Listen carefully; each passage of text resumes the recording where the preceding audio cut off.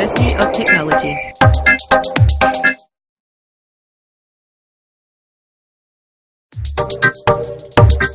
The main reason I'm doing my PhD at Swinburne is because of my supervisor, Tim. The relationship between a supervisor and a student is complicated and it changes with time.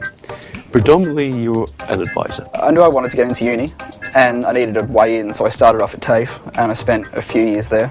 Then I transferred to my Bachelor of Computer Science Software Engineering, and from there went to Masters and then now PhD.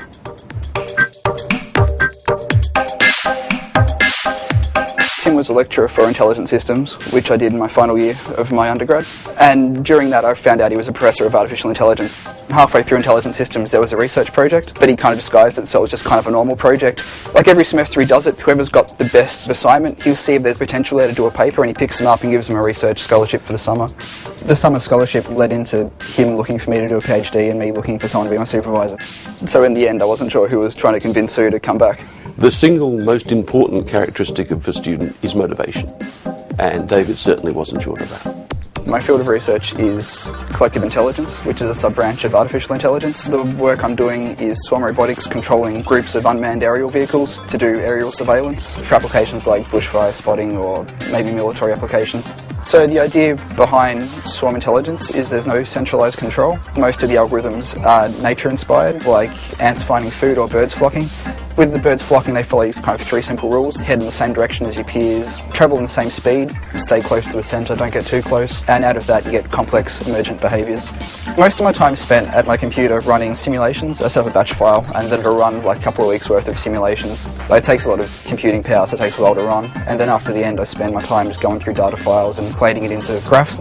That's kind of where the real work starts, kind of figuring out why the graphs are the shapes they are. And the tricky part's figuring out not how to replicate it, because that's easy, but why exactly it kind of happened the way it did. Assuming everything goes to plan and nothing crashes, these batch files can run for up to a couple of weeks just generating data. But if there's anything too sticky and I can't kind of get it, that's when I take it up to Tim. He might pipe up with a few good ideas, then we start talking and then we'll walk away. Then a few hours later something will click and I'll just run back up and go, "Hey Tim, I figured it out," and he'll be like, "Yeah." The first thing is the student must feel comfortable talking to you and you must feel comfortable talking to the student. And once you've got a good communication, then you slowly start to introduce the student to other people. The paper we did for the summer scholarship, it ended up getting published, and then Tim went and presented it in Atlanta, Georgia. The next paper I wrote, that's getting presented in ACAL, the Australian Conference for Artificial Life. I think it's at Melbourne Uni, end of the year. And then we've got another paper coming up, which will probably be presented in maybe Spain or Atlanta again, a different conference.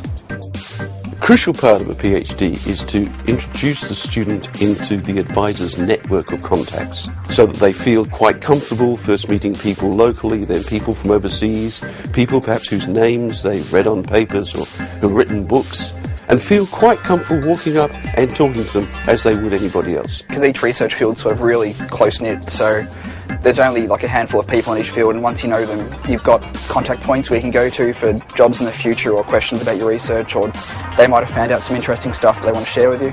You know, once I'm done here, you know, if I need a job, you know, maybe I'll be ringing them up and seeing what they've got. Swinburne University of Technology.